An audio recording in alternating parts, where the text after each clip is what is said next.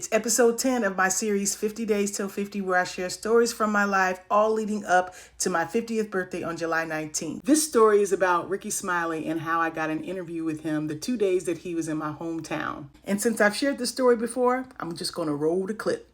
This episode features none other than comedian and radio host Ricky Smiley. Now, I got to interview Ricky Smiley in my hometown of Springfield, Illinois. As soon as I found out he was coming, I called my friend Rod and I was like, yo, we got to go see Ricky Smiley at the Funny Bone because I got to interview him. And Rod was like, let's do it. So I grabbed the video cam and yup, this is what it looked like. It was old school. It was almost 20 years ago, maybe even over 20. So Rod and I bought tickets, took the camera, and headed over to see Ricky Smiley perform at the Funny Bone. Now, mind you, Ricky Smiley don't know we coming. He has no idea who I am, but that doesn't stop me from trying to get an interview with him. After Ricky Smiley's final show, I was waiting in this little area that you see where we're hugging, and I just asked him for an interview. He saw me, he saw Rod, he saw the camera, and when I tell you this man was so kind, even though he was exhausted, I basically just kind of accosted him like TMZ, which didn't exist back then, and asked him for an interview. And we were just the only ones there. And Ricky just looked at us and said, yes. I will never, ever, ever forget his kindness, because you could see the fatigue all over him. He did probably